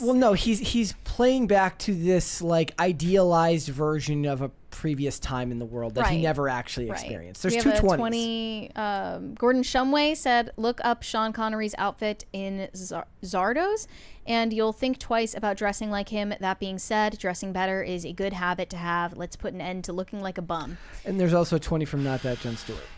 I work in skill trades. F your polo. There you go. Well, again, I think that if he were here to defend himself, he would say there is a time and place for t-shirts and jeans and that type of thing too. But for the most part, it is important to put more of an emphasis on dressing up for the sake of others and yourself, your self-respect, your respect for the rest of society. And I agree with that point. But Phil is right that there is a bit of it that is, as you said, putting on airs, and it's a little LARPy. And the reason why I think this might be the case when it comes to James is he revealed in a video on his account that he used to be goth. And he shows photo evidence of this. So he's someone who's already drawn to some sort of costume, some sort of performance. Here you go. A bit more about the James that you would have met around 7 or 8 years ago. Okay, so just pause. Look at that. I'm sorry. If you're claiming to be 27, the person in that photo you're telling me is 19 or 20 years old? I don't know. I mean, I'm not trying to be mean or anything, but I just feel like this guy isn't Gen Z. Okay. Just a thought. But yeah, go on. To put it quite simply, I was a goth. Long, jet black hair, entirely black clothing, combat boots, eyeliner, you name it, I did it. But I had many more sides to my personality than just this dark gothic character. And there were many things I liked to do, many places I liked to go, and many people I wanted to meet, with whom the person that I was and the way that I presented myself, it clashed tremendously. And I found that while my look was bold and it stood out, it wasn't helping me be seen the way that I wanted to be seen. So let me tell you a bit more about the James. That's why I feel like he's the type of person already prone to, I guess, putting on a caricature. He's obsessed with the idea of what his outward physical appearance will represent to other people. Yeah, which you can't argue that that doesn't matter. Of course it matters how you present yourself, and that has an effect on the kind of social circles that you have access to and how people evaluate you as a person and whether they respect you. I mean, this kind of happens to you. Call it fair or unfair. It just is what it is. This kind of happens to you because people perceive by the way you dress that you are a certain like that you're a goth, and you're like, that's not who I am at all. Okay, so you're right. Like what you are. You contain multitudes, much more than whatever your outward appearance might say. But that doesn't mean that those things have to always be in conflict with one another. But I feel like it's kind of performative in a lot of ways. Yeah, and again, I am suspicious of this guy's claim that he's Gen Z because, as far as I know, the oldest Gen Zers born in 1996 are currently 29. And I thought that this guy was in his 30s when I first came across his content. Again, not trying to be rude. It's also just being goth 7 years ago wasn't really a thing for Gen Z, and he doesn't look that young in the photo he presented. I feel like he went to him and his family went to visit his grandparents, and his grandma's like, "What's this all black? What's with the black nail polish and the eyeliner?" And the mom's like, "He's a goth." He's like, "It's not a phase, Mom." Thank you, guys. Well, now that he looks like Cary Grant, he's like, it's not a phase, Mom. Okay, so the thing I find about it is this type of personality is literally one day. This did not happen. At least my guess would be it didn't even happen over a period of time. One day, the goth clothes were gone, the hair was gone, and he just showed up in a suit. Yeah. Probably. You know what I mean? He's like, committed to the bit, whatever the bit may be. Like, it's not like one day he showed up in like a jeans and t-shirt and did some like weird transition. Like one day he's like, that's not me anymore. And he like literally caught his hair in a mirror. I wonder if he stopped listening to like the goth music, because maybe he was into it not just for the appearance stuff, but the music as well. And did he have to stop listening to goth music and start listening to Frank Sinatra all of a sudden? Yeah. You know, just to like embody the mindset. No, he found like nightcore remixes of Frank Sinatra songs. We have a 20 from Shane H. Wilder. Dressing well and being a gentleman is important, but he's a bit extreme with that double-breasted jacket. There's nothing wrong with a well-kept beard. He committed the faux pas of keeping his jacket buttoned while sitting. Yeah, once you present yourself also as an instructor in anything, the opportunity to be called out for your mistakes is ever present. He should go watch White Collar. That was like the whole thing about the Neil Caffrey character was he had this timeless look about him. He wore custom suits from a previous generation with the fedora, and that was who he was supposed to be. He was supposed to be indicative of a Cary Grant. In fact, I think somebody compares him to Cary Grant at one point, and he gets really excited in the show. So maybe he should go watch White Collar or go check to make sure that he's not going through with any high-end art thefts. We have another 20 from Not That John Stewart. It's the ending of SLC Punk, If You Know, You Know. Oh, gosh. Okay. Overall, I think this guy is well-intentioned, and clearly he's reaching a large audience for a reason. It's important because this is a symptom of like fatherlessness and absentee fathers who are in the home as well as out of the home these days. Like, this is why YouTube videos exist, to teach young kids like how to tie a tie. Because even if they don't have a father in the home, or if they have a father in the home, they're not getting taught these very basic things about maturing into a young man, and you have to turn to social media for that. And that's sad, but that does leave a vacuum you know, to fill, and James is trying to fill that space, you know, and I think that's something to applaud in and of itself, even if it's not being executed perfectly. All right. Let's finish up Super Chats. Super Chats. Corey Anderson said, I saw 30 Seconds to Mars, AFI, and Poppy at Merriweather for like $30 a ticket. Who was Good opening? times aren't expensive, kids. I wonder who was opening. I imagine Poppy was, but I'm not sure. Maybe he means separate, because he said $30 a ticket, but maybe they were touring together. Shane H. Wilder said, the best convos are had with food and drink. I agree. That's another thing that bothers me, is the sobriety of Gen Z. I don't understand this dryness. Moon at Noon sent a bunch of emojis. Thank you. Not sure what that means. Greg Duvier said, exorcisms for all Hollywood and their children. They could probably benefit from that too. Greg Duvier, Shane H. Wilder said, with that mask, she looks and sounds like Trans Bane. No, she doesn't. She sounds like a very, very neurotic, you know, like she's going to tell you what to do, and she would definitely yell at you if you were out in public not wearing a mask. I think that girl, tell her to calm down. What she needs is a boyfriend. She needs a boyfriend. That would actually probably cure where's Mickey Rourke? A lot of her issues. Where's Mickey Rourke to be like, you're going to leave here not wearing a mask? Yeah. Corey Anderson said, long COVID isn't real. Why don't these people ever quote real doctors? Well, it's just like the people in Hollywood who think they have chronic Lyme. There's a YouTuber that I actually like hung out with and like had a you know good relationship with, and she got long COVID allegedly, and she has been like totally away from the internet and stuff, and basically been in bed since like, oh my gosh, 2020. And I'm just like, how does that happen?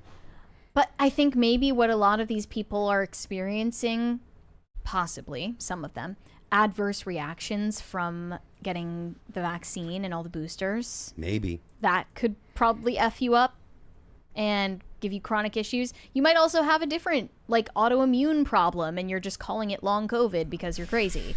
We have a Rumble rant from Cookie Don. Says, off topic, but a video of William Hung appeared in my feed last night. Even though I didn't have my earphones in, it still made me laugh watching his audition. Audition for what? I don't know if I've heard of that person. And then one from Grunmeister says, this guy needs to know that some men need beards. Yeah, the best, I think we talked about the other day, like a better advice would be to clean the lines on your beard and trim it to make sure that there's like lines so that you're not just scraggly if it doesn't go the whole way up. Yeah, I think he's referring to a lot of unkempt beards these days. Corey Anderson, High Voltage 75, said, I think we just witnessed late stage hypochondria. Yes. We got a 20 from Dr. Rick. Oops. I think that's what it is. Sorry, I didn't see that. Where is that? I'm a doctor. Long COVID is very real. Okay, now we don't believe that you're a doctor. Like, I was willing to believe it when you first said that you were a doctor, but now I don't believe you. You're going to have to prove it. You're going to have to show the papers. Kenny Ramey said, Phil, I'm buying another CD for that comment. What comment, though? Did we miss this one from Andy Bobandy? I'm sorry. I don't know. Oh, I guess we did. Okay, just making sure. I don't know if I have that. Says, I found the phrase for Charlie has become incredibly motivating. Dragged myself out of bed this morning and broke my PR squat at 480 and bench at 315 in his name. Stuff. Become the man you know you could be. Phil, go to the gym. Phil does go to the gym. I went this morning, but yes, go to the gym. Phil doesn't need to be told to go to the gym. Corey Anderson. I'm maxing. I'm literally at my highest weight ever now. So, because the girlfriend is pregnant and trying to cut is out of the question. So I was like, all right, well, I'm just gonna try and throw on weight. I'm up to 180 now. I've never weighed this much. At 5'7". That's why they say we're pregnant. Yeah, right. Well, sympathetic pregnancy is like a real thing where men start like exhibiting the signs of pregnancy because they start like mirroring what their wife is going through. That's crazy. Yeah. It's psychosomatic. Yeah. Yikes. That's scary. I just eat a lot and lift. So my Corey pants Anderson said doctors used to treat hysteria in... Okay, I'm not going to say that. Carnell said, one crucial thing Violet has largely ignored has been that the major underdevelopment of healthy children amid prolonged masking. A generation has been stunted and was predicted to be before mandates. Yeah, I joked at the time, like, speech pathologists were just going to make bank off of children not watching adults speak for multiple years at a time, because that's essential to learning how to speak properly, phonetically, is watching the mouth movements of adults. Devil-eyed Elvis said, we see Phil and we super chat. Cheers. Thank you. I appreciate that. Shane H. Wilder said, yay, Brett, I knew you could do it. What did I do? Oh, giving Tim the cards. Yeah. I made it became a whole thing. Corey Anderson, I'm not reading that. Corn Pop said, keep my hope alive, Mary, and wink at me. No. Why are you guys being weird today? I don't like this. They're always weird. Shane H. Wilder said, damn it, Corey. Wow, I haven't said that in a while. Yeah, they're misbehaving today. Slavic McGoth said, rap is subhuman. Well, I wouldn't go that far. I love rap music. Always will. It's just, all I was saying is it's not as popular as it was in the 2010s. Or Corey probably Anderson, in the 90s. Yeah. Corey Anderson said, Shane, that is the best of childish humor. And he also said, punk, pop, punk, hardcore, metal, and new metal are the best genres. No debate. Well, I guess since you declared it, that's just the truth. Yeah, if you say so. It is worse to catch Pokemon because they didn't do anything and they are forced to fight each other. Illegals are not. I did point out I was like rich of Pokemon to make this complaint when we all know that it was basically a game about making cute little creatures fight each other. It's unethical. It's unethical. Shane H. Wilder said, what's wrong with downloading a font pack for a meme? You trying to tell me something, Brett? I see how it be. I mean, yeah, but you don't work for the federal government, right? That you know of. We have a 20 from Gordon Shumway. William Hung famously auditioned for American Idol. He was notoriously bad, so bad he actually got a record deal and put out an album. Brett, just imagine Bob Dylan with a bad Asian accent. Ear-shattering. That is the Wait, worst. I vaguely remember this now, but I feel like William Hung. I feel like I mostly remember the guy that did the Pants on the Ground song. Remember that one? It's like pants on the ground. So did he make like looking a like a fool with your pants on the ground? So did this guy make like a comedy album? If he got the record? Yeah. No. Well, I mean, it was unintentionally. Yeah. Or he became like a spokesperson for like a specific auto-tune program where they're like, we can fix anyone. It was just horrible overall. You know who really got a bad rap was Milli Vanilli with all the people who lip sync now. You know, on the like. Are they still alive? I don't know what happened. Yes, they're still alive. Like, they should be cleaning up on TikTok, just lip syncing their own songs that they already lip synced to. Well, the thing is, they swore up and down that they didn't, and it also wasn't them. Oh, it was other people that other sang. people were singing. Yeah, so it wasn't just that they were. It's even funnier then. They should be like doing TikTok dances and lip syncing their own songs badly. Yeah. Shane H. Wilder said, "What's wrong?" Oh, I already read that one. Corn Pop said, "Can you tell Valuen he's a gay homo?" I think he means value in you. Somebody in the chat. I can't tell him that. No, we're not going to tell him that. Okay. E7Z45 said, "Gray sweats because all the huz love to dong watch." I can't believe that you read that. It's not that bad. Well, you know. No, you shouldn't wear those out. It's gray sweatpants. I mean, it is true that gray sweatpants season is just about here. So. And women do love the gray sweatpants, but You guys are in a mood today. I don't know what's going on. It's better than when they're in a mood and being mean. Sometimes they're in a mood and being mean and having completely irrelevant discussions. At least it's relevant. Kyle Dixon said, "I've never seen a frown on a lobotomized person." Well, I don't know if I've ever seen a lobotomized person in general, so I can't say.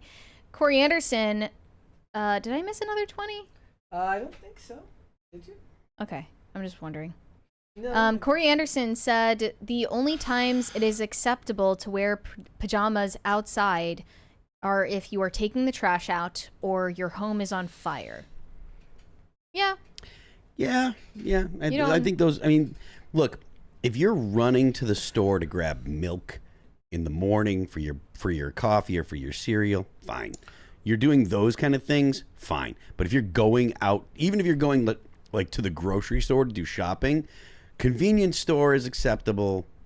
If you're going to grab something, going to the grocery store, no, put on normal clothes. You don't have to get dressed up, but throw on like jeans and a t-shirt and look normal, you know? I feel like those distinctions are why we will all die younger from anxiety, because we're like, you wake up one day and you're about to get up and go out and you're like, crap, am I going to the convenience store or am I going to the grocery store? I got to figure out what I'm going to put on. I don't think anyone else feels that way, Brett. Yeah, I mean, like, I just usually have my jeans from the day before, like, thrown over the top of my dresser. So if I'm, like, going to do anything away from the house, I usually just grab those. You know, and like throw on underwear and. It's not that anxiety inducing. No. As long as your clothes fit you and they're and good. Wear Vans, slip-on Vans. Have at least one pair of black slip-on Vans, so that way you don't. Yeah, so that way you don't have to run out in Crocs. You can just like throw your shoes on, throw a t-shirt on, throw your jeans on. Super low intensity. Decisions already made because you're not worried about like putting which kicks you're gonna wear or whatever. I have a boatload of sneakers. I have probably have 10, 15 pair of sneakers, something like that. The black Vans are the ones that go on when I'm just running out to do something because they're easy, you know. I get so angry when I think about the decline in quality for retail clothes. I can't hear you. You mean like fast fashion? Yeah. Thank you, guys. Is that number 4? Nice. So it's gotten to the point where the quality of mall clothes has declined so much that Gen Z is going on secondhand clothing sites to buy clothes that were sold at like Forever 21 like 15 years ago. Because e-commerce ruined the quality of retail clothing, like permanently. So they're going on to like what, like Poshmark? Yes. Okay. And that's what I do. I know for a fact if I buy something that was sold at Forever 21 or any of these mall brands 15 or more years ago, it's going to be incredibly high quality, unrecognizable for what is sold now. I even notice a difference, like when I find shirts that I like from Amazon. If I like them enough, I'll buy it in multiple colors, and if I wait too long, if the shirt becomes popular, the quality literally dips in from what the fit will be different from one purchase to the next of the same shirt in the same size. Oh, it's so annoying. That's infuriating. Which is why you just buy Fruit of the Loom shirts and. That's a safe bet. It's been fitting the same way since 2007. Yeah. Or longer, actually. Yeah. Shane H. Wilder, already read those 20s there. Sorenko Productions said, what's with millennials trying to shove cringy nostalgia bait into literally everything? The DHS PR millennials must be stopped. So what you're saying is like the DH should have made like a skibbity toilet version of this where the... Maybe just not incorporating pop culture into the government propaganda would be a nice thing. I agree. Show a little bit more I mean, seriousness. I don't think they should have made it at all. But that's just me. Yeah, I would agree with that. But honestly, since you bring it up, Gen X is worse about inserting pop culture references into everything. Hence, James Gunn's entire legacy as a filmmaker. Gen Xers are obsessed with, as you put it, actually, putting millennials in a TV show or movie where they're making Gen X pop culture references that millennials in real life have no familiarity with. Talking about Star Wars, that makes sense for Gen X, not millennials. It makes sense if you're making fun of the prequels to be about the millennials, but like it's very true that that really started with Joss Whedon, where everything had to be a frickin' pop culture reference all the time. Well, he's Gen X, right? I would assume. I don't know his birth date, but that'd be weird if I was like, actually, he was born on January. Blah, blah, blah. I don't know when he was born, but I imagine that he's Gen X. And the thing is like it's a double-edged sword because when he does it, it works. And I actually enjoy it, but everybody else tried to then replicate that style, kind of in the way that over at Marvel, they found something that worked with Tony Stark, and then they brought in Joss Whedon to do the Avengers, and Joss Whedon's humor blended really well with Robert Downey Jr.'s delivery. And then after that, all the Marvel characters delivered jokes the same way. In the early phases of Marvel, all the movies didn't have that same feel the way that the later phases did. We have a 20 from Pop Culture Junkie. Minute by minute, Kimmel Tuesday Nielsen's shows. Many viewers stayed for the entire show. If he keeps these, it may boost long-term ratings. Like Leno beating the #1 Letterman with Hugh Grant hooker story remained #1 for years. He's not going to have much competition soon because Stephen Colbert is going away.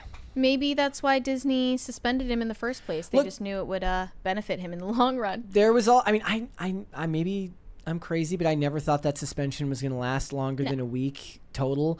Certainly as part of the Nothing Ever Changes crowd, I certainly didn't buy that. And now there's Disney shareholders are filing a lawsuit against Disney to figure out what the hell happened with the cancel, with the suspension. So Corey Anderson said it was Poppy AFI 30 seconds. I didn't go alone, Mary. So they were $30 a ticket to go see all of those. I didn't accuse you of going alone. AFI? It's Poppy AFI 30. I feel like it should have been like 30 Seconds to Mars, Poppy AFI from top to bottom. Like AFI should not have been after Poppy. Maybe Poppy was just getting started. Maybe I don't know. Dingus Khan of Gongolia said alcohol is well-regulated poison. Yeah, and I like it, and I don't care. What is that? That's alcohol. Oh yes. Pat the Plumber said I saw Tree finally Friday. Pleasantly surprised. Tree? Don't know what that Tree? is. I've never Could heard have been of the that band Tree. Broody Gambit on Rumble says, don't be like one of the people of Walmart. I like Walmart. I'm okay with Walmart. Okay, they're not talking about yeah. Walmart. They're talking about the website People of Walmart. Oh, I don't know what that Which is a reference to the way people are dressed. They post like pictures of like morbidly obese people at Walmart. I mean, I would say that's the don't be like the Cookie Monster pajama in the line at the methadone clinic. Yes, that's exactly. That's similar demographic. Actually, look, if you're at the methadone clinic, thank God you got there, right? Like, I kind of don't care what you're wearing. You made it to the methadone clinic. That you've already got some stuff going good for your day, right? Like, context matters.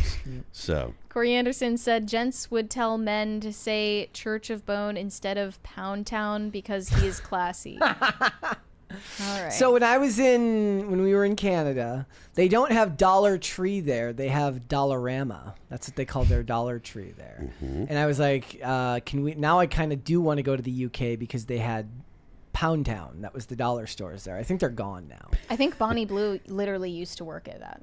Not shocking. A Pound Town. And a career was born. Did they stop making? Did they get rid of the Pound Towns after Sexy Red kind of came on? See, but that's the you're letting the globalists win if you get rid of Pound Town because look, it's only funny to Americans. You're getting rid of Pound Town because things cost more than £1. No, well, I mean, none of the dollar stores have dollar stuff anymore. It's all $1.25. They got rid of the name Pound Town because it's funny to Americans and to anybody who doesn't live in a place where a pound is a currency. Okay? You're letting the globalists win. Alex Jones should do something about this. Derek said, Google me. I didn't Google him. I found a Dr. Rick on Dr. Rick. Dr. Rick, not Derek. I'm assuming it's Dr. Rick, given that he's a doctor and it's Dr. Rick. But I found a Dr. Rick 24 on X who has a post that's from September 12th that says, "This is how a pro dials in his rifle at 300 yards." Is that you? If so, rock on. You're even wearing scrubs in the photo. Slavic McGoth said, "You can still be goth and dress nice. I'm 28 and I have a modern formal suit just in all black. I get compliments on it. I feel so fresh when wearing it." Yeah, I guess those things aren't at odds, but most people will find it a little off-putting. That's just the truth. You know, if you're presenting in a way that's alternative, it's alternative for a reason because you look different than everybody else in the room. Shane H. Wilder said, "I can confirm I am not a Fed. Mary is the Fed." Could be. I'll hear none of this. Corey Anderson said, "Mary, those super chats were based in medical history, funny, and not meant to be sexual. I was trying to be helpful." Okay. Well, I'm still not reading them. Sorry. Pop Culture Junkie said, "I'd rather have a bottle in front of me than a frontal lobotomy. I'll show myself out." LOL. Good call. No Control said, "Wear pants with a sturdy belt to hold your EDC." Yes, I mean, that's important. Do you have like an actual carry specific belt? Yep. Yeah. 3 things you need if you're going to carry a gun. You need a good belt and a good holster. Corey Anderson said, "Fall is coming. Make sure to stock up on Dickens cider." Okay. Especially, I'm not going to read that. Well, I mean, you already read the part of the really vulgar part, didn't you? So, well, I guess I didn't read it in the way that he wanted me to read it. Phil, you'll like this. So one of the things that I really liked about Terminalist Darkwolf was that once you get out of the first 2 episodes and he's no longer in the military. Sorry, I missed a 20 here. Go for it. Mary, saw your conversation with Tammy Peterson. This is from Robert Delara. I'm not sure I said that right. With Tammy Peterson, very good conversation. You are young but very wise. Thank you. Sorry I missed your 20. How long was that conversation? About an hour. Hour? Good. That's the first of 2 that are going to come out. When do you know when the next one's coming out? No idea. No idea. The first one was recorded back in June and it just came out. So she has like a long wait time. But to the point, Phil, like once he leaves the military and he's doing work for the CIA on this op, they do something that they rarely do in these shows, which is they show him carrying appendix rather than carrying the small of his back or something like that. Good. Which I thought it's done really well. Where there's this scene where he's on basically in a train car, and to stop this dude from identifying him, he just has to kill a dude in a train car, and he just pulls draws and just puts 3 in this dude's chest like right away, and it's very, very realistic in the way that it's handled. I want to watch the show It's right very now. good. Have you ever seen the show? This is totally only because this is the show we're currently watching. It's the only reason I'm bringing it up. But have you ever seen the show You on Netflix? So I haven't had what with Penn Badgley. I don't know. He's a skinny dude that looks like Curly brown hair. Dark hair. Looks like if Henry Cavill lost about 100 pounds. I know exactly what you're talking about. You know what I'm talking about? Or The you stalker? Yeah, well, kind of. I mean, he basically dates women, and so far we're into the second season. The first season, he killed like 3 people, and he killed the girl he was dating. And then the second season, there he kind of obsesses over a girl, and he's dating her now. And anyways, it's on Netflix, and it's interesting, but we got to get through. There's multiple seasons. Oh, you're like Olivia hates it, but I will just switch like midway through an episode and put on something new. I can't. Yeah, like there are shows that I wasn't particularly interested in that I got interested enough in to want to watch them. So, Penn Badgley is the guy's name. Yeah. Yep. So, I how many mostly seasons are know there? him from Gossip Girl, though. He literally just looks like if Henry I Cavill see lost it 100 now. pounds. Now that you mention That was it. the first thing I said. I was like, oh, Yeah. wow, this is like if Henry Cavill was a stick figure. We have a 20 from Jose Quintana. Terrible Thursday to all. Brett, your opinion on Orphan Black. I'm trying to get through the series. Ghost Empress. Oh my Not God, winking there's at a fan 5 is seasons cruel. of this. You should go Evie Templeton and go red. Long live PCC. I'm not going to dye my hair red. That's not going to happen. I've never seen Orphan Black. I've seen like sporadic episodes of Black Mirror. They're just not Your bag. They're not my bag. They never have been. It's like when it's just that type of that darker tone. Like I'll watch it like if somebody else has it on, but it's not really for me. I don't know if Orphan Black is that way, but I've gotten that recommendation quite a bit. Dingus Khan of Gongolia said, I saw a guy in his 30s wearing a Dragon Ball button-up shirt with sweatpants and sandals. Walmart is the Wild West of fashion. I kind of want to go there just to like do some like nature photography. Like It's like just studying the landscape. post a picture of it. It's like you can just do things. Yeah. IKEC, therefore, I meme said LMAO decline in quality at 20 times the price, $80 polo. Yeah, that's the unfortunate thing. We didn't even trade that off for cheaper prices. Slavic McGoth said, I still have a hunch of Old Express brand pants. A bunch of them, you mean? No Control said, get yourselves a twofer at Pound Town. I'm sure that was her slogan when she worked there. It was like Kinda. not Bonnie even, Blue. she wasn't even joking either. Kind of hate all this stuff. Corey Anderson said, can't wait for 2 years to pass so I can see All That Remains live. Thinking of try to see Lindsay Sterling this fall. Live music is the best. Sweet. I didn't know she was still like doing stuff. Lindsay Sterling, yeah. Yeah. The mayor of Seriostown said the Mexican Cokes at Costco are also well-regulated poison, but at least they're cheap and taste good. That said, go to the gym, everyone. I literally, when we were coming out of Costco on Sunday, there was a person who had 2 of the cases of Mexican Coke in their cart, and I was like, damn, I'm about to relapse on the soda. Gordon Shumway said, British terms can be hilarious. One of my Iraq tours, I was shown 2 vehicles they had called Snatch and Dingo. So many jokes were made. Yeah. Brian Bledsoe said Jay-Z would approve of Linkin Park for the Super Bowl. That's true. He did do, that remix. That's only Oh, because yeah, he's I got remember a little that. thing in it, though. I think we have one more. Shane H. Wilder says, Orphan Black is not too dark. It deals with clones. Again, doesn't really feel like my bag, but maybe that's just me. I think we're all caught up now.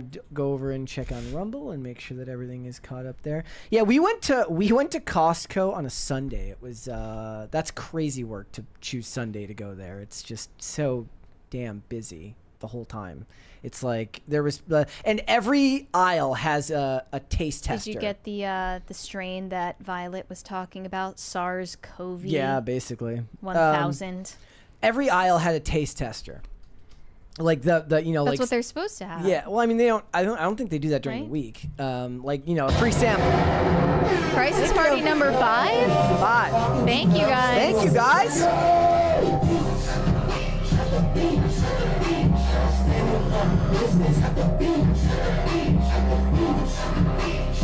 But so all of these free samples, but ever since my like severe allergic reaction, I'm like kind of paranoid to try new things. Well, I can't say what it was, but it's probably not in most of those samples. I think you're gonna be okay. I don't know. Like it's you're gonna turn into Violet Affleck if you're not careful. I have to go. I have to go. Well, the thing is like I already don't try new things when it comes to what I eat. I'm pretty regimented with what I eat. But I ate do have to go chicken see. liver yesterday, and it was awesome. I just ate it not because I was like thinking it was gonna taste great. It was okay, but it's like this is gonna make me healthy. Did you feel healthier? I felt healthier. Okay, I did. All right, there's two more there. Corey Anderson said, "LOL, you're awesome, Mary." There you go. You don't need to tell me that I'm awesome. Shut up. No Control said, like, you guys are just pissing me off now. Take the compliment. No Control said Mexican Coke plus, what is that? I don't even know what that is. Lagavulin. Smoky Cokey? Okay. I don't know what that is. Well, all right then. All right, guys, before we go, would you all please hit the like button on this video, please, and subscribe to the channel if you are new here and you have not subscribed here yet already. Please and thank you. Remember to share this episode out with everybody that you know. The more people that you share it with, the faster our channel can grow. So thank you guys so much for that. There's one more there. Brian Bledsoe said 5 parties. Let's get pre-workout Mary. We didn't make the bet. The wager was made on an episode. That doesn't mean every episode that gets 5 parties is like fulfilling the wager. Yeah. Maybe we'll do that eventually. We'll try again. Are you trying to? Are they trying to get you to take pre-workout? Yeah, but when we set the wager, they didn't make it happen. So too bad. Yep. Not that John Stewart said turkey hearts are tasty. It's like the time I'm sure they when this happened to both me and Olivia, where we go mini golfing, and you hit one, it doesn't even it like, you know, it rolls up and it comes back to you because it doesn't make it up the hill, and then on the next one you retry and you get a hole in one. That's not a hole in one. It took you 2 tries.